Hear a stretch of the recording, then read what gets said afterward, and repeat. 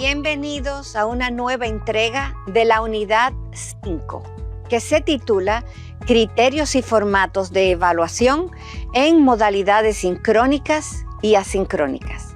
Mi nombre es Janet Chalhub y en este momento estaremos tratando el tema 2, que se titula Profundización sobre la evaluación de aprendizajes en ambas modalidades. Recordemos que en el primer video hablamos o conversamos sobre la medición de los niveles de logro en los aprendizajes. ¿De qué se tratan los niveles de logro? ¿Qué queremos decir con eso en un proceso de enseñanza y aprendizaje? Pues no es más que verificar, dar seguimiento, llevar una trazabilidad de los resultados de aprendizajes esperados en nuestros estudiantes. Recordemos que nuestro currículum está basado en el enfoque por competencias, que a su vez contiene un matiz sociocrítico e histórico-cultural en el que nos podemos fundamentar en el contexto de los estudiantes, pero también en el desarrollo de pensamiento crítico y creativo. No obstante, con el advenimiento de las tecnologías y el proceso en el que nos encontramos, producto de la pandemia COVID-19, nos hemos visto involucrados en cambios metodológicos, en cambios estructurales para continuar con los procesos de enseñanza. En el día de hoy trabajaremos las modalidades sincrónicas y asincrónicas que se ha venido tratando a lo largo de todo este curso, pero que trataremos hoy de recoger algunas ideas esenciales que tienen que ver con esos entornos telemáticos, con esos entornos a distancia y la evaluación de los aprendizajes.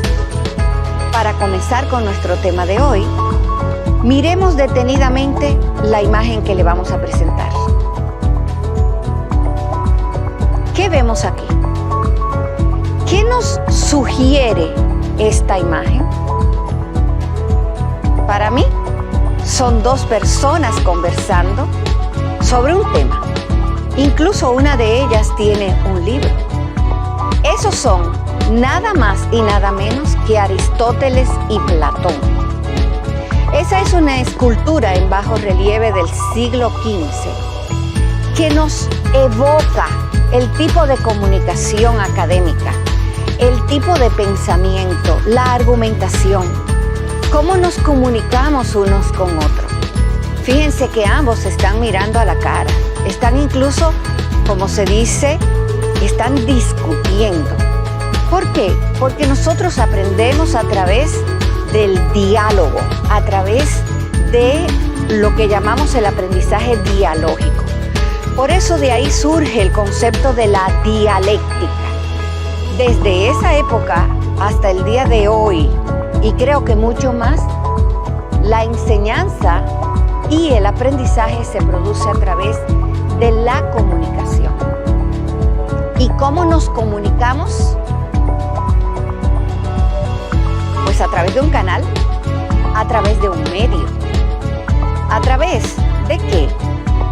Alguien emite un pensamiento, una idea, un concepto, y a través de un medio y un canal hay quienes lo reciben. Por eso se llama de un emisor a un receptor. ¿Cómo podemos comunicarnos con nuestros estudiantes? ¿Qué estamos haciendo ahora con este video? ¿Qué medios se están utilizando para este video? Veremos la siguiente definición de un canal de comunicación. Ya para el año 1976, Moles define que un canal de comunicación es cualquier soporte que permita transmitir un mensaje, pero escuchen bien, de un receptor A un receptor B.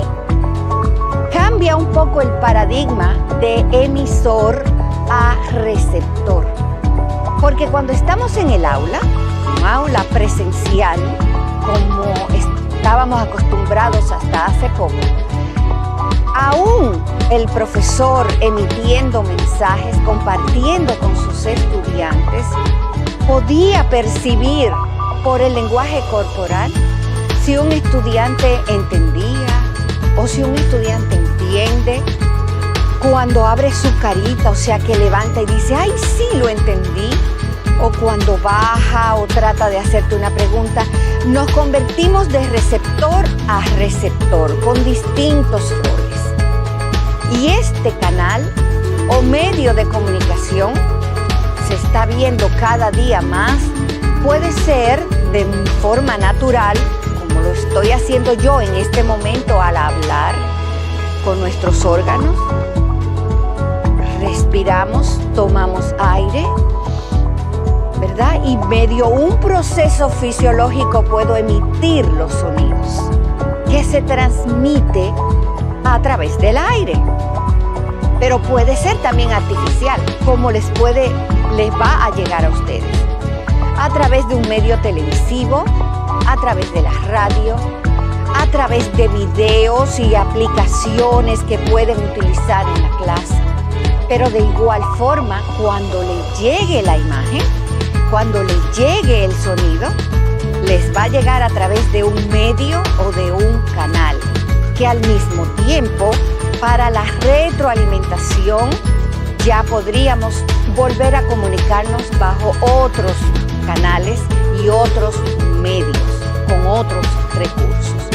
De eso vamos a trabajar hoy, de eso se trata la profundización en la evaluación de los aprendizajes.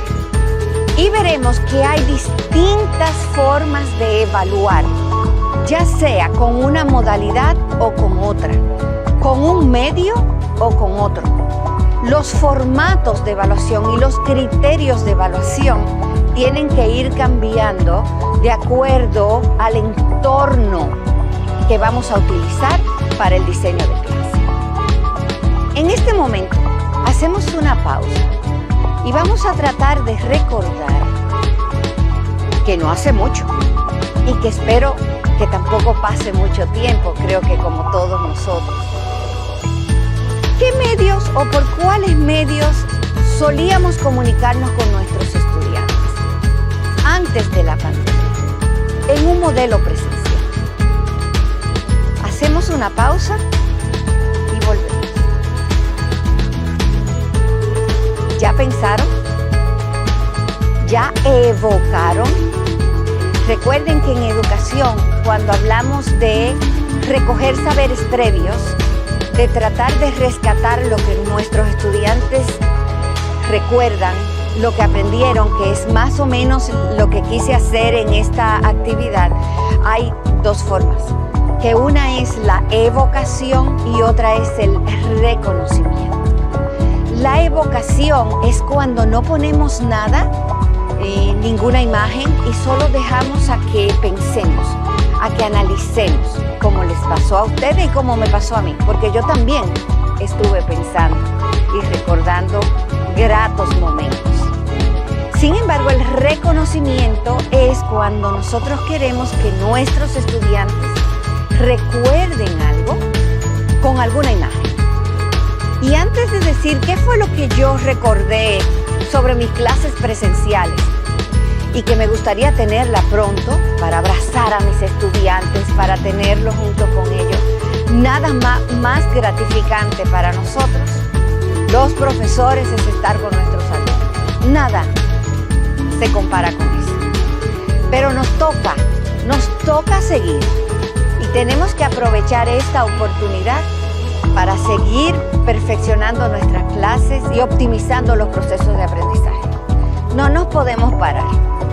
La vida continúa y aprovechemos esta oportunidad que tenemos para seguir mejorando la educación de nuestro país.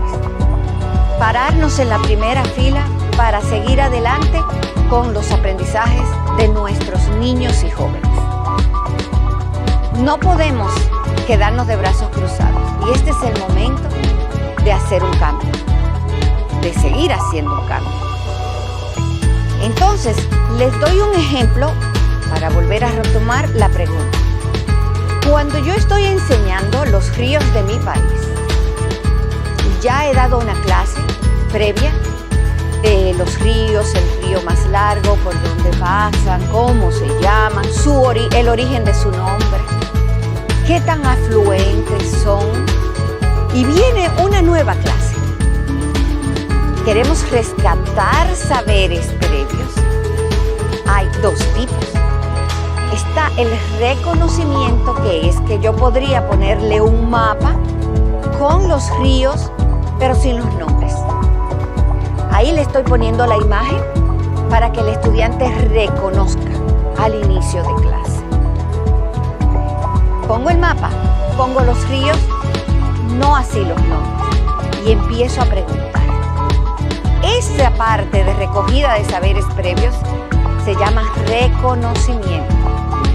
Y bueno, empiezo a decir, ¿y este río que es el más largo, cómo se llama?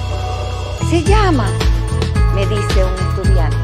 Ah, pues vamos a recorrerlo en el aula o con el dedito, o vamos a pintarlo. Y este río que nace en este lugar y muere en este, ¿cómo se llama? No le he puesto el nombre, pero sí ellos van recordando y reconociendo. La segunda parte o el segundo modelo es la evocación. Es que le quito el mapa, le quito los ríos y ellos van buscando dentro de su memoria cuál es el río más largo, cuál es el más corto, cuáles se cruzan. Entonces, cuando yo le hago las preguntas de cuáles fueron esos medios con los que solíamos comunicarnos, estoy recogiendo saberes previos, pero en la fase de evocación.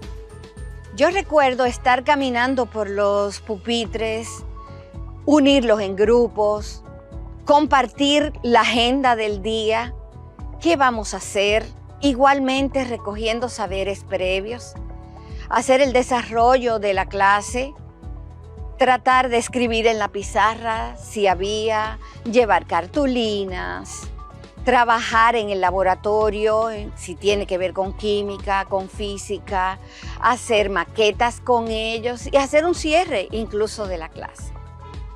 Eso recuerdo. ¿Y ustedes coinciden conmigo? De alguna manera ese proceso debe mantenerse, el proceso, los momentos de clase. No obstante, el entorno didáctico ha cambiado y como tal, nuestras metodologías y nuestras narrativas, la forma de abordaje de los procesos. Y fíjense que siempre yo separo el proceso de enseñanza con el proceso de aprendizaje. Porque los profesores tenemos un plan de clase. Tenemos un diseño de clase, pero que va a ir cambiando, se va a ir matizando y ajustando de acuerdo al grupo de estudiantes. Pero ahora hay un factor distinto, y es que al no estar en contacto con ellos, en un entorno real, en tiempo real, hay elementos que no podemos controlar. Pero lo que tenemos que tratar es de ir minimizando esas barreras. Y eso se logra poco a poco. No podemos pedir que trabajemos y que hagamos cambios de la noche a la mañana, porque son cambios muy abruptos dentro de la educación, pero que, como repito, podemos sacarle un buen provecho.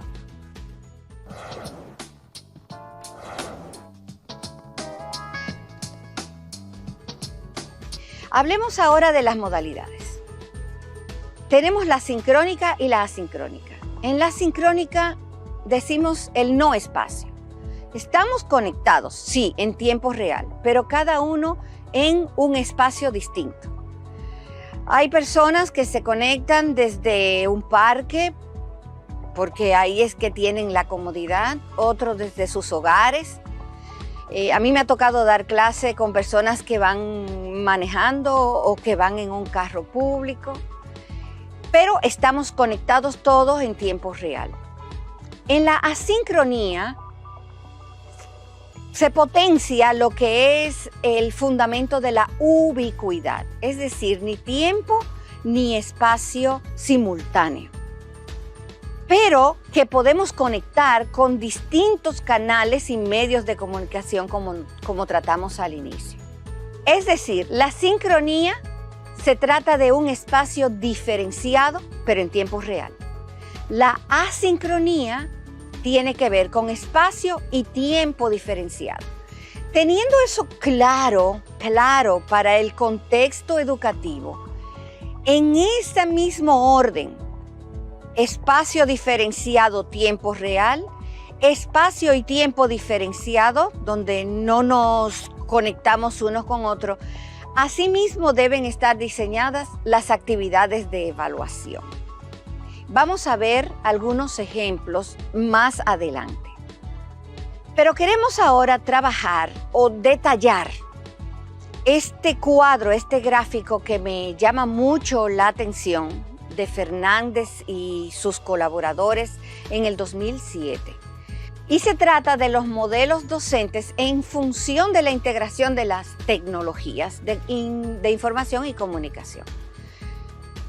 En el primer momento estuvimos conversando de lo que pasaba en un entorno presencial. Un entorno presencial completo. Llegamos al aula, la decoramos, esperamos nuestros estudiantes, pasamos listas, hacemos ejercicios de iniciación, desarrollamos la clase y cierre. Recuerden los momentos: inicio de una clase, desarrollo de la clase y cierre. Importantísimo la temporalización en cada uno. Y luego en el cuadro del medio se ve cómo el continuo va hasta el modelo en línea. Pasamos por una clase ya presencial con uso muy puntual de la red. Por ejemplo, recuerdo yo que ya íbamos entrando en distintos niveles. En los centros educativos ya se iba entrando una clase presencial y poniendo al final de la clase o al inicio una gamificación. Puedo decirle el nombre, podría ser el Kahoot. Por ejemplo, cuando queremos nosotros o queríamos en ese momento ver cómo los estudiantes están enganchados con los aprendizajes, poníamos una gamificación en tiempo real. Es decir, que a través de una aplicación le poníamos unos jueguitos, ellos iban respondiendo y en la misma pantalla se iba viendo cuáles eran las respuestas. Ese es el modelo de presencialidad con un uso puntual de la red. En el medio, en el cuadro del medio, está lo que llamamos los modelos híbridos, que debe haber un equilibrio entre la presencialidad y las redes telemáticas o las clases en línea. Ahí es que se va apuntando o han ido apuntando algunos países con la integración de los estudiantes en el aula y que cada uno en estadios distintos podríamos ir insertando, siempre que podamos proteger nuestra salud, la de nuestros estudiantes y la de la familia. Luego viene una etapa un poco más donde la mayor parte del tiempo es en redes telemáticas o en línea. Y luego al revés, con un momento de presencialidad menor. Tal el caso de educación a distancia. La educación a distancia que ha existido desde hace muchísimo tiempo, donde los estudiantes se le enviaban por correo normal, no correo electrónico, sino por correo, se le enviaban los materiales, el estudiante, o se le envía, porque eso existe todavía, tanto en nuestro país como en otros países, y por un librillo, una libreta, se sigue lo que es el proceso de enseñanza, el proceso que va a seguir el estudiante con consignas muy claras, con tareas, con ejercicios por hacer. Y luego el examen sumativo, la formación sumativa, tienen que irlo a tomar a un sitio determinado. Ese es el caso de la enseñanza en línea o a distancia, y entonces tomar el examen presencial. Algo que no podemos hacer por el momento. Y luego se mueve ya, fíjense que va de un continuo desde una enseñanza totalmente presencial a un modelo en línea, donde se va transmitiendo todo por canales, por redes, por televisión e incluso los exámenes. Los exámenes se dan también en línea, se dan de forma electrónica, y lo que tenemos que hacer es ir creando estrategias para que tanto las evaluaciones como el desarrollo de las mismas sean objetivas y claras. Entonces, para esto, vamos ahora a definir cuáles son los criterios. Recuerden que este tema se trata de profundizar en la evaluación de los aprendizajes en modalidades sincrónicas y asincrónicas. Ya dijimos que la sincronía, y lo hemos visto, no requiere de un espacio definido, pero sí tiempo real, todos conectados simultáneamente. La asincronía pues no requiere ni tiempo ni espacio simultáneos. No obstante, en un caso como en otro, debemos tener 3 criterios para poder llevar a cabo la evaluación de los aprendizajes. El primero, y para mí uno de los más importantes, es que verifiquemos, tanto desde el centro educativo como nosotros y la familia, de que tanto el docente como los estudiantes tengan los materiales necesarios. Si nosotros vamos a pedir que el niño coloree un arco iris o que dibuje un paisaje, debemos estar seguros que en los hogares tienen los lápices de colores y tienen el material. Porque ahora mismo, tanto los profesores como las familias, tenemos un componente energético mayor que la normalidad, o sea, de lo que estábamos acostumbrados. Además de preparar la clase, nosotros tenemos que estar seguros del recurso y del medio que vamos a utilizar.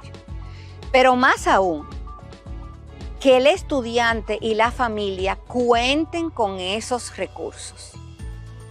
El segundo criterio tiene que ver con la accesibilidad y la conectividad. ¿Qué es la accesibilidad? Pues que le llegue a todos. Que le llegue a todos. Si estamos en un contexto, en condiciones más vulnerables, digamos que hemos evaluado que la conectividad no llega o es intermitente, pues entonces los docentes de esa región o de esa comunidad, lo que debemos hacer es preparar materiales análogos que le llegue a los estudiantes o que sean fáciles para ellos acceder.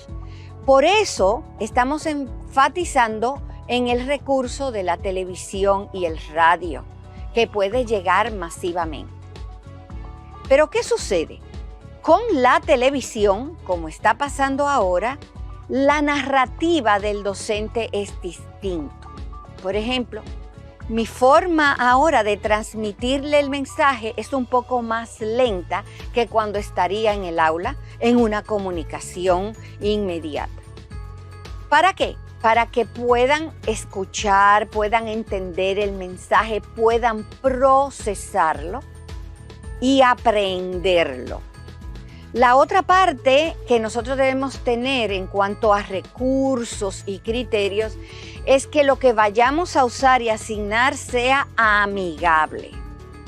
No queremos decir, ni que tienda a malinterpretarse, de que las actividades que vamos a poner sean muy sencillas.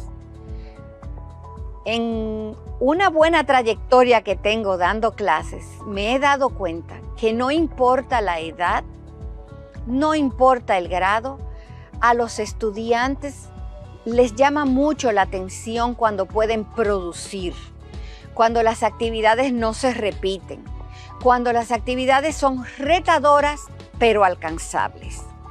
Y además que lo que tengamos a mano y le pidamos a ellos sea de fácil manejo. Por ejemplo, si les vamos a pedir que canten o que nos reciten un poema, que sea fácil, que sea a través de un medio que ellos puedan lograrlo, ya sea grabando en su celular, ya sea que tengan otro equipo, pero tratar de saber exactamente con qué cuenta cada uno de nuestros estudiantes. Me dirán, ¿y cómo yo lo puedo hacer cuando hay 50? Bueno, pues lo mismo que hacíamos al principio de una clase. Todo buen docente sabe que al principio de un año escolar debemos conocer a nuestros estudiantes. Debemos invertir tiempo. ¿Para qué? Para asegurarnos que dentro del entorno familiar que hay de los más variopintos en nuestro país y en todas partes del mundo, las familias son diversas, los ambientes familiares son distintos, pero debemos asegurarnos, junto con la escuela, junto con los orientadores y las familias, de cuál es ese espacio que se le ha seleccionado dentro del hogar para que el niño estudie. Es muy importante que los niños y los estudiantes tengan un espacio fijo para estudiar, que esté diseñado y separado solo para eso. Y me preguntan, ¿y en esos hogares donde todos estamos juntos? ¿Donde no hay un espacio distinto?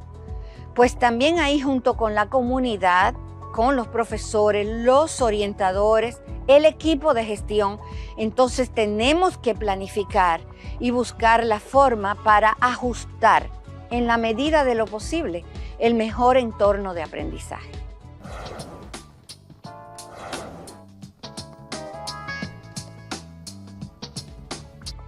Pensando en todo lo que hemos conversado, en cómo ha cambiado una estructura, un aula ya estructurada, que recuerdo mucho y leo mucho a Hargrave, que dice que en una escuela como estamos acostumbrados, los profesores, cada uno en su aula, se asemejan como a los cartones de huevo y los huevitos, cada uno en su espacio. Los profesores de secundaria, como en mi caso, casi nunca nos compartíamos unos con otros qué tú estás haciendo para poder llevar un hilo, sino que cada uno pues tiende a dar su clase de acuerdo a su disciplina. Ya para los del nivel inicial y primer ciclo de primaria son generalistas, es decir, que un profesor abarca varias asignaturas y es mucho más fácil poder crear un aprendizaje por proyecto porque tenemos la visión general. Pero no es difícil porque hay un coordinador y el coordinador tiene normalmente la visión macro de qué se está haciendo y puede enlazar diversos indicadores de logro, de sociales, de naturales, de artística, para que se dé una clase interdisciplinaria. Con la virtualidad y el espacio que nos separa, puede que se haga un poco más complicado, pero estoy segura que poco a poco podremos lograrlo a través de los encuentros sincrónicos y la formación docente que estamos dando y que se seguirán dando. Entonces tenemos que hablar ahora de otro modo de evaluación. Y ahí nosotros tenemos que pensar en lo que llamamos el diseño instruccional. Siempre la planificación, las situaciones de aprendizajes, el enlace de la actividad con los materiales, eso siempre ha sido vital e importante en una clase. En una clase para aprendizajes con calidad y significativo. Todos sabemos que al aula no se puede ir a improvisar. Que como dicen por ahí, los docentes tenemos que tener un plan A, un plan B y yo siempre digo que hasta un plan Z, sacarlo para poder llevar a cabo el desarrollo de la clase. Otro criterio en esta evaluación es que obviamente hemos venido conversando sobre eso, los medios y los recursos han cambiado. Por lo tanto, el tipo de evaluación tiene que ir ajustándose a esos medios, a esos entornos y a los contextos de nuestros estudiantes. ¿Para qué? Para poder medir y evaluar los resultados de aprendizajes esperados. Entonces veamos las dimensiones de esta evaluación, tanto en modalidad sincrónica como asincrónica, para ponerles un ejemplo de cómo podríamos llevar o diseñar una en un caso y en otro. Tenemos que tener claro que la narrativa de enseñanza es distinta. Y ahí todos nosotros estamos aprendiendo. Cuando nosotros llegábamos a un aula, teníamos aquí en nuestra cabecita todo lo que vamos a enseñar.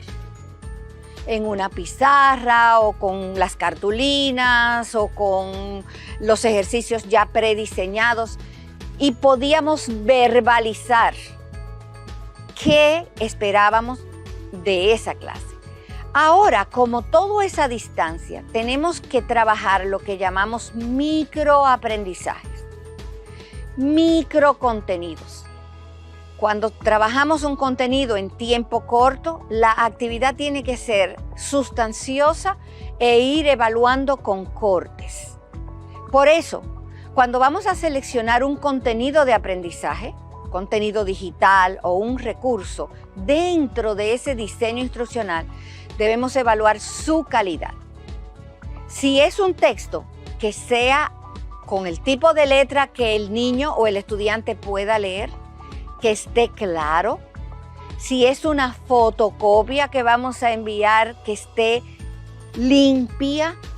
Si es un video, que el video esté con buena dicción, con buena imagen. Y en el mejor de los casos, poder hacerlos nosotros. ¿Por qué? Porque a nuestros estudiantes les gusta escucharnos. Y así, de alguna manera, humanizamos las clases. No podemos olvidar que estamos enseñando y trabajando por y para seres humanos. Recuerden que una de las competencias primordiales es la actitudinal, el saber ser. Y eso implica un poco que cambiemos las rutas y los itinerarios de aprendizaje. Veamos un ejemplo. Por ejemplo, yo estoy leyendo un libro y ahora sí, hablemos de la modalidad sincrónica. En este momento estoy dando yo una clase donde todos mis estudiantes están conectados conmigo. Puede ser a través de un medio como el chat, que el chat grupal, o que puede ser a través de una plataforma de comunicación. Y aquí yo les quiero leer un poema. Y le estoy leyendo un poema en la sincronía, donde estamos en tiempo real. Aquí tal cual yo podría hacer la dramatización y la entonación. Recuerden que una de las competencias de lengua española es la competencia de producción oral. Entonces nosotros podemos enseñarle la postura, la entonación e incluso hacer que nos repitan con un texto que tienen al frente igual que el mío. En la sincronía, tal cual, pues hay una comunicación inmediata entre los estudiantes, entre dos o más personas. De igual forma hay una retroalimentación. ¿Qué quiere decir eso en una evaluación de aprendizaje de modalidad sincrónica? Que bueno, el estudiante está leyendo el poema y no le da la entonación y yo podría pararlo en ese momento y decir no. Por ejemplo, si yo le quiero preguntar, ¿de dónde vine, madre? ¿De dónde vine a ti? Y el estudiante no le da la connotación, sino que dice, ¿de dónde vine, madre? ¿De dónde vine a ti? Y no le da, yo puedo decir, no, te puedes parar y recuerda, tienes que preguntarme de dónde viniste para poderte hacer. Esa es la evaluación sincrónica. Y obviamente se basa en metodologías activas. Como no tenemos el control de nuestros estudiantes que están fuera, no con el contacto que tengo en el momento, hacer cortos, hacer microcontenidos y decir, Juancito, ¿me podrías leer la siguiente estrofa? de manera que mantengamos la atención de los estudiantes, pero no con actividades muy largas. ¿Y cómo se da? Pues se puede dar, como les digo, a través de un chat grupal si no tenemos los medios o a través de una videoconferencia. Veamos ahora cómo podemos evaluar en una modalidad asincrónica. Recordemos que la asincronía nos indica que no hay espacio ni tiempo simultáneo.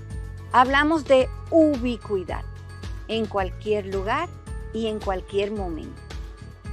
En esta modalidad, la retroalimentación hacia el producto del estudiante, que sería una evaluación asertiva, una evaluación auténtica como vimos en la sincronía, aquí también se puede hacer, pero en otro contexto.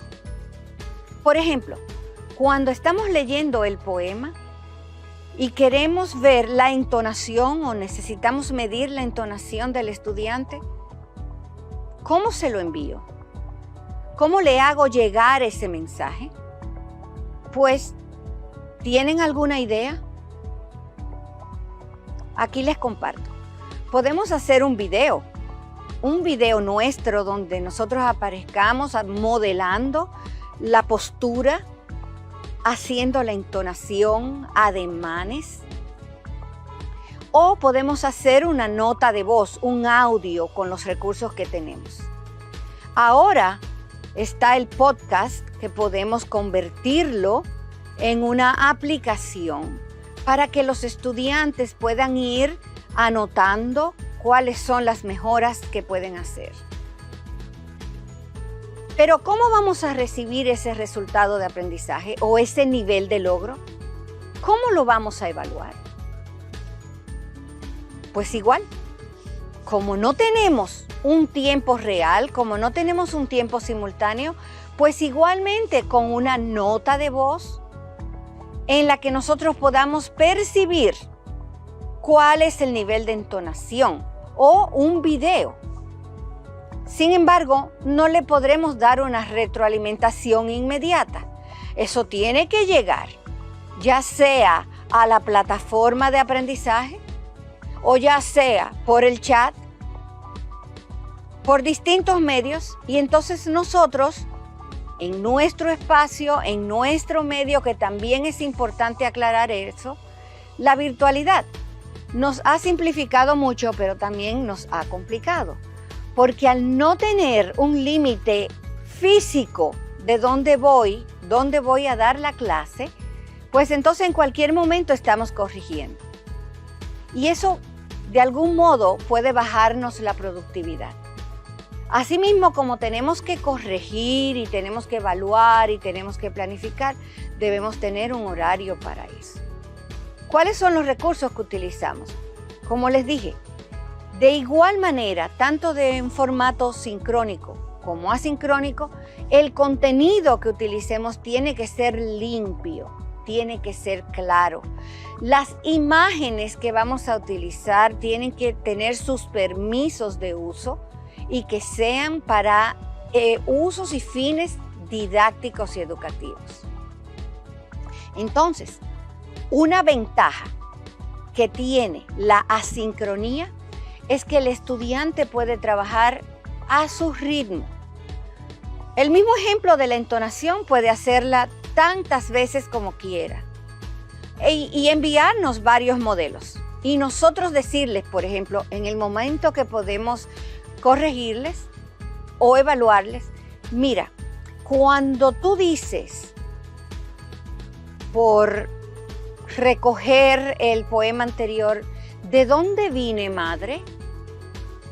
Cuando dice madre, ahí no te escucho la palabra completa madre. Vuelve y envíame otra nota de voz.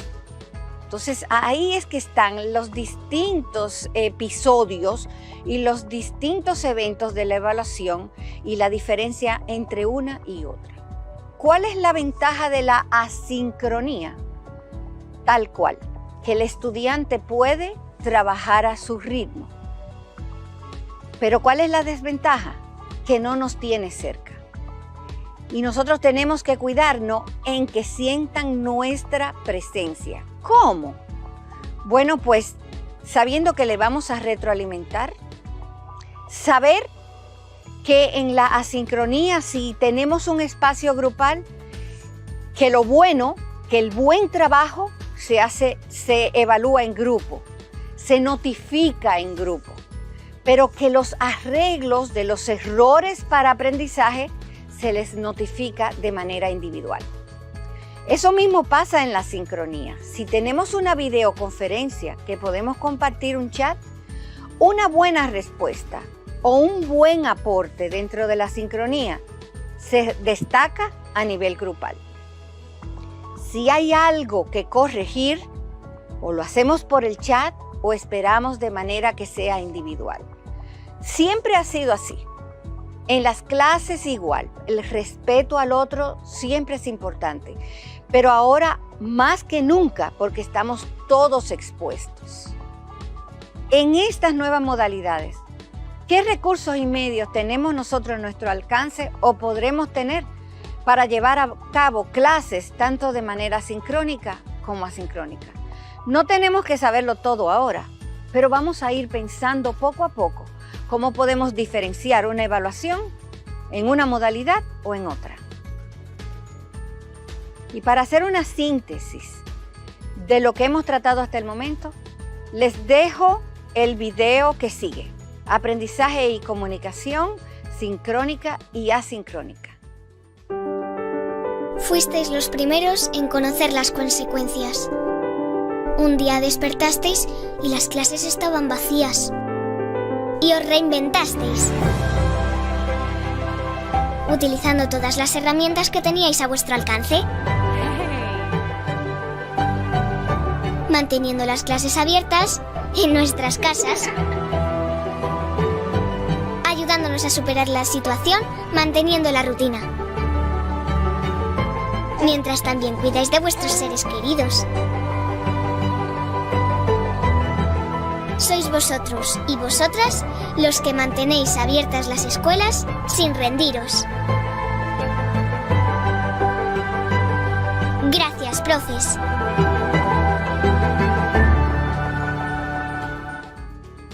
Pues tal como vieron en el video, existen los formatos de evaluación. Y volvemos de nuevo: aprendizaje sincrónico y aprendizaje asincrónico. ¿Qué tenemos que tener en cuenta? Pues que son en la sincronía, en la videoconferencia, cuando estamos juntos, que sean metodologías activas, que los estudiantes puedan crear, que puedan crear en grupos, con tiempos, con resultados esperados, con microcontenidos y que tenemos una retroalimentación inmediata. No obstante, en el aprendizaje asincrónico podemos darla con clases grabadas, con videos de muy buena calidad que podemos conseguir en plataformas y en repositorios de videos académicos, pero siempre evaluando su contenido y su calidad. Y el tiempo, porque estamos en un momento donde un video de más de 3 o 4 minutos pierde el efecto incluso para los adultos. Y tenemos que trabajar y dar seguimiento, que es una retroalimentación de forma diferida.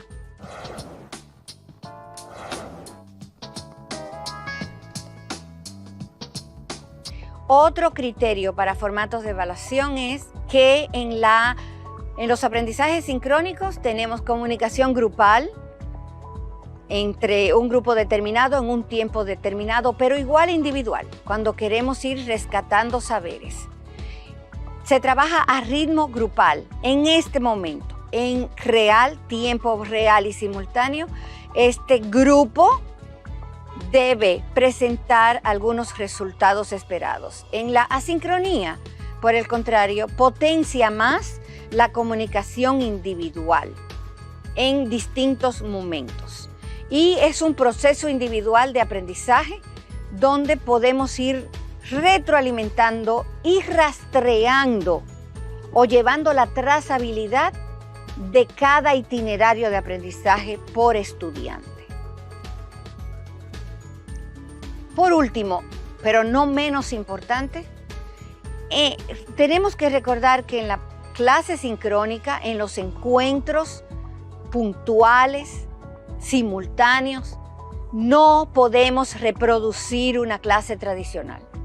No nos podemos parar a una pizarra a escribir y que la pantalla nos muestre. Tenemos ya que tener estrategias que dinamicen y que movilicen los conocimientos para hacer efectivo ese encuentro. Por otro lado, como no estamos en contacto en la sincronía cara a cara, donde nos escuchen los estudiantes en tiempo real, de alguna manera tienen que sentir nuestra presencia. Si es en una plataforma de aprendizaje, a través de un foro podemos darle seguimiento. Grupal, cómo van con las tareas, qué necesitan que les explique, si les vamos a pedir que hagan o que utilicen una aplicación X, no voy a decir nombre ahora porque lo haremos en el próximo video, y les vamos a solicitar que utilicen un recurso o una aplicación, debemos enviarles o mostrarles primero cómo se usa para que luego puedan mostrar los resultados de aprendizaje. Entonces, de las herramientas de comunicación, pues ya tenemos salas de audio, videoconferencias. Hemos hablado de comunicación grupal por WhatsApp, pizarras electrónicas compartidas que se va escribiendo y los estudiantes van dando seguimiento. Ya para la asincronía estarían los correos electrónicos, estarían foros, mensajes por WhatsApp que se leen en distintos tiempos y de igual manera los tablones de anuncio que vienen con algunas plataformas.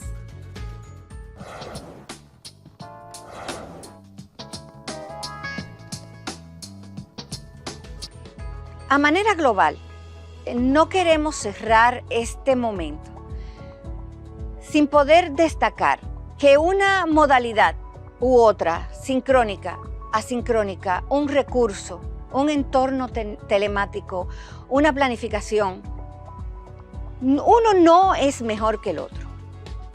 No es mejor que el otro. Se pueden complementar.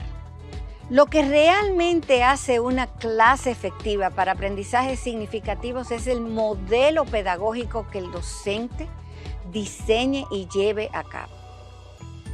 Sabemos que incluso en las clases presenciales, si no hay clases dinámicas, preguntas detonantes, actividades efectivas, no se logran los resultados esperados. En este contexto, de igual forma, debemos diseñar metodologías activas. Y como síntesis, para cerrar, rescatando ahora, cerrando los conceptos, el proceso de enseñanza y aprendizaje, no importa la modalidad, se da a través de la comunicación. Y esta comunicación ahora va a tener múltiples canales que les llamamos incluso multimedia, porque se intercambian unos con otros y pasa entre un emisor y un receptor. O como decía Moles, o explica Moles, de un receptor a un receptor B. De acuerdo al medio, al tiempo y al espacio en que se desarrollen las clases y las actividades de evaluación, tenemos las dos modalidades, la sincronía con sus criterios de evaluación y la asincronía con sus criterios propios de evaluación. Todos sustentados en un modelo de aprendizaje que potencie aprendizajes significativos y de calidad. Recuerden, para nosotros en educación menos es más, pero con calidad. Y para cerrar, les comparto este pensamiento que creo que muchos de nosotros ya lo hemos leído. Soy docente porque tengo fe, esperanza y amor, porque el saludo en la calle de un estudiante me alegra el día, porque me gusta ser el ejemplo de muchos jóvenes, porque me apasiona el triunfo de quienes he guiado. ¿Por qué soy docente? Por vocación. Pues muchas gracias. Espero haber compartido un poco sobre modalidades sincrónicas y asincrónicas y la evaluación de los aprendizajes, y nos vemos en otra entrega.